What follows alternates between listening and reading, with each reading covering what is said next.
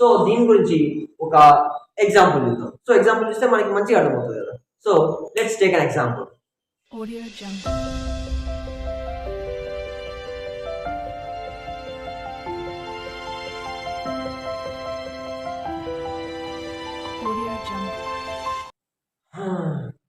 ఇది program start చేద్దామా?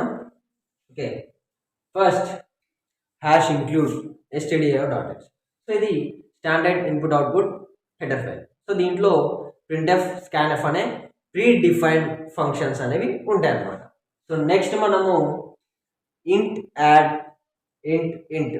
So ఇదేంటి అంటే మన యొక్క user defined function declaration or function prototype అనమాట.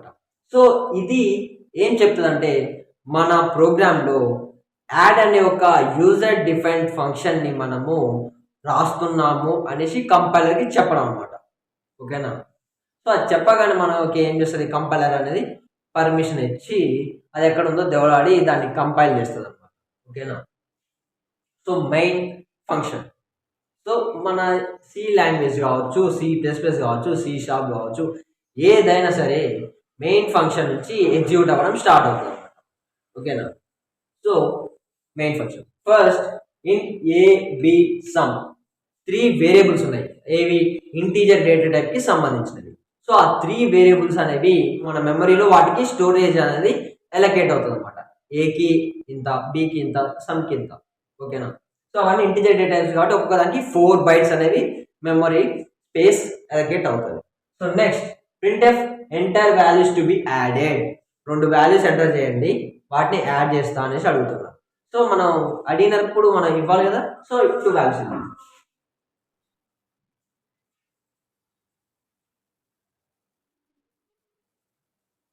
సో 82, 61 ఈ 2 వాల్యూస్ని మనము ఇచ్చినాం అనమాట. సో 82 అనేది ఇవ్వగానే ఇక్కడ ఈ పర్సంటైల్ని తీసుకొని ఈ ఏలో స్టోర్ చేస్తుంది, ఈ పర్సంటైల్ని తీసుకొని బిలో 61 అనేది స్టోర్ చేస్తుంది అనమాట. ఓకేనా? సో అలా స్టోర్ చేయగానే నెక్స్ట్ ఇంకొకటి లైన్ ఏంటిది, సమ్ అనేది ఏంటిది, ఇక్కడ ఉన్న వేరియబుల్, ఏది ఇంటీజర్ డేటా టైప్ ఉన్న వేరియబుల్ అనమాట. సో దాని దగ్గర ఏం చేస్తాం అంటే యాడ్ అనే ఫంక్షన్ని మనం కాల్ చేస్తున్నాం. చూడండి, ఫంక్షన్ కాల్. ఓకేనా? ఫంక్షన్ కాల్ అంటే ఇక్కడ ఉన్న ఎడిషన్ అనే ఫంక్షన్ని పిలుస్తాం అనమాట. నాకు ఇక్కడ 2 నెంబర్స్ ఉన్నాయి, ఆ 2 నెంబర్స్ని యాడ్ చేయాలనేసి మనం పిలుస్తున్నాం అనమాట. అది ఫంక్షన్ కాల్. సో ఇక్కడ ఇచ్చిన పారామీటర్స్ ఏంటంటే యాక్చువల్ పారామీటర్స్. యాక్చువల్ అంటే మన ప్రోగ్రాంలో యాక్చువల్గా 2 నెంబర్స్ని యాడ్ చేయాలి.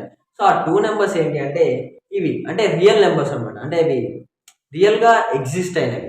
సో ఇవి ఏంటి అంటే జస్ట్ ఏదో ఏమంటారు ఇమాజిన్ నెంబర్స్ లెక్క అనుకోండి.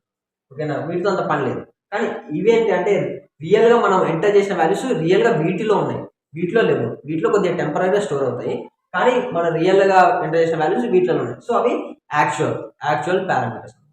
సో ఇది ఇక్కడికి రాగానే కంట్రోల్ ఏమవుతుంది, డైరెక్ట్గా ఈ లైన్ ఎగ్జిక్యూట్ కాదు, ఈ లైన్ ఎగ్జిక్యూట్ కాకుండా డైరెక్ట్ ఇక్కడికి వచ్చేస్తుంది. సో ఫంక్షన్ డెఫినేషన్ కార్డ్ వస్తుంది. కాల్ చేయడం అంటే డెఫినేషన్ కార్డ్ వస్తుంది. మనం ఎక్కడికైనా కాల్ చేసాం అనుకోండి, మన కాల్ డైరెక్ట్ అక్కడికే పోతుంది కదా.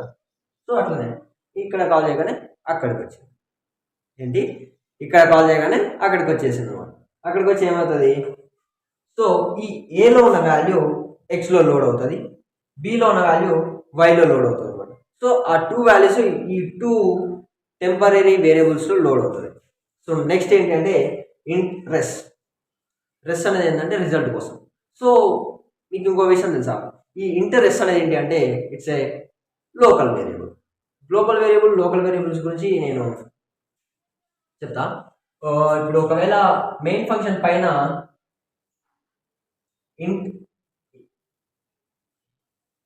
ఇంట్ ఏ అనేసి ఇచ్చాం అనుకోండి. సో ఇక్కడ మనము ఈ ప్రోగ్రాంలో దాన్ని మళ్ళీ డిక్లేర్ చేయాల్సిన అవసరం లేదు. అంటే ఇక్కడ ఇంట్ ఏ అనేది రాయాల్సిన అవసరం లేదు. సో ఇక్కడ ఏ అనేది యూజ్ చేసుకోవచ్చు. అండ్ అలాంగ్ దట్ ఇక్కడ కూడా ఏ అనేది యూజ్ చేసుకోవచ్చు అనమాట. ఓకేనా?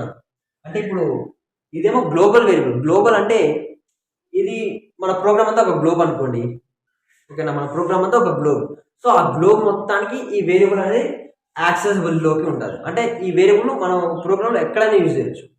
కానీ ఇక్కడ రిజల్ట్ అనేది ఏంటి అంటే లోకల్ వేరియబుల్. ఇక్కడ ఏబి అనేది సమ్ అనేవి కూడా లోకల్ వేరియబుల్స్. అంటే ఈ 3 ఓన్లీ మెయిన్ ఫంక్షన్లో మాత్రమే యూజ్ చేయగలుగుతాం, ఇక్కడ నుంచి ఇక్కడ వరకు దీంట్లోనే యూజ్ చేయగలుగుతాం. ఈ ఇంట్ రిజల్ట్ ఉంది కదా, సో ఈ రిజల్ట్ అనేది దీంట్లోనే యూజ్ చేయగలుగుతాం. దీన్ని దీంట్లో యూజ్ చేయలేం, ఈ మూడింటిని దీంట్లో యూజ్ చేయలేం, ఎందుకంటే అవి లోకల్ వేరియబుల్స్ అనమాట. లోకల్ వేరియబుల్స్ అంటే ఏ బ్లాక్లో అయితే మనం డిక్లేర్ చేస్తామో ఆ బ్లాక్లో మాత్రమే అవి అవైలబిలిటీ ఉంటాయి, స్కోప్లో ఉంటాయి అన్నమాట. స్కోప్ అండ్ లైఫ్ టైం కూడా అట్లే ఉంటాయి. సో నెక్స్ట్ ఇదేమో గ్లోబల్ వేరియబుల్, అంటే ఏ మెథడ్లో అయినా ఏ ఫంక్షన్లో అయినా మనం వాటిని పిలవచ్చు అనమాట మన program. So that is the difference between global and local variables. Those are called global and local variables. ఓకేనా? సో లెట్ మీ రేస్, ఎందుకంటే ఆల్రెడీ నేను డిక్లేర్ చేశాను, మళ్ళీ అక్కడ డిక్లేర్. సో రిజల్ట్లో ఏం స్టోర్ చేస్తాం అంటే ఎక్స్ని వైని యాడ్ చేస్తాం. సో ఎక్స్వై ఏంటి? ఏబి, అంటే ఇండైరెక్ట్గా ఏని బిని, అంటే మనం ఇచ్చిన రెండు వాల్యూస్ని యాడ్ చేసేసి రిజల్ట్లో స్టోర్ చేస్తాం. ఈ రిటర్న్ రిజల్ట్ అంటే ఆ రిజల్ట్ని రిటర్న్ చేస్తాం. ఎక్కడికి? ఫంక్షన్ కాల్కి రిటర్న్ చేస్తున్నాం. ఇప్పుడు మనము కాల్ చేసినాం, వేరే వాళ్ళకి కనెక్ట్ అయింది. సో మనము హాయ్ చెప్పినాం, మనం ఇచ్చిన ఏమంటారు టెక్స్ట్ అనేది, లేకపోతే మనం ఇచ్చిన స్ట్రింగ్ అనేది వాళ్ళ దగ్గరికి వెళ్ళింది. వాళ్ళు ఏం చేస్తారు? రిటర్న్ హాయ్ చెప్తారు. అంటే వాళ్ళ హాయ్ కూడా మనకి రిటర్న్ అవుతుంది కదా. సో అలాగే ఇక్కడ నుంచి ఇక్కడికి పంపించారు, దాన్ని మళ్ళీ మనం రిటర్న్ చేస్తున్నాం. రిటర్న్ చేసి ఎక్కడ స్టోర్ చేస్తున్నాం? ఎక్కడైతే పిలిచినా అక్కడ స్టోర్ చేస్తున్నాం. ఎక్కడ పిలిచినా? సమ్ అనే వేరియబుల్ దగ్గర పిలిచినాం అనమాట. సో ఇక్కడికి రిటర్న్ చేస్తుంది ఆ వాల్యూ. సో ఎంత? 82 + 61 వచ్చేసి 143. సో ఈ 143 అనేది ఇక్కడ రిటర్న్ అవుతుంది. సో ఈ రిటర్న్ అయ్యి ఈ సమ్ స్టోర్ అవుతుంది అనమాట. సో నెక్స్ట్ ఏంటి? Print F some is equal to percent ఈ సమ్. సో ఈ సమ్లో ఏముంది? 143 ఉంది. సో ఆ 143 అనేది మనకు ప్రింట్ అవుతుంది అనమాట. Some is equal to 143. So some is equal to 143. So ఇది ఫ్రెండ్స్ ఫంక్షన్స్. ఇది ఫంక్షన్ డెఫినేషన్. ఇవి ఫార్వర్డ్ పారామీటర్స్. ఫార్మల్ అంటే లైట్ అన్నట్టు, ఏదో ఉండాలి కదా అన్నట్టు పెట్టినాయి అనమాట. సో ఇవి మాత్రం యాక్చువల్ పారామీటర్స్, ఇవి ఖచ్చితంగా ఉండాలి. సో వాటిలోనే యాక్చువల్ వాల్యూస్ అనేవి ఉంటాయి అన్నమాట. ఓకేనా? సో ఇది ఏమంటారు ఫంక్షన్స్, యూజర్ డిఫైన్డ్ ఫంక్షన్ అనమాట. సో నెక్స్ట్ ఇంకేమున్నాయి అంటే స్కోప్ అండ్ లైఫ్ టైం గురించి నేను నెక్స్ట్ వీడియోలో చెప్తా. వచ్చేసి స్టోరేజ్ క్లాసెస్ అనమాట. సో ఈ స్టోరేజ్ క్లాసెస్ గురించి నేను నెక్స్ట్ వీడియోలో మ్యాక్సిమం చెప్పడం ట్రై చేస్తాను. అండ్ దాని తర్వాత ఏముందంటే ఫంక్షన్స్ విత్ ఏమంటారు parameters and return values, without parameters and return values, with parameters and without return values, without parameters and without return values. So ఇలా 4 టైప్స్ ఉంటాయి అనమాట.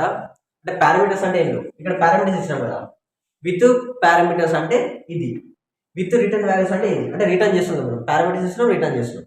సో ఇది ఒకటి. వితౌట్ పారామీటర్స్ రిటర్న్ వాల్యూస్ అంటే ఇక్కడ పారామీటర్స్ ఏమి ఇవ్వం, కానీ మనకు ఒక వాల్యూ అనేది రిటర్న్ అవుతుంది.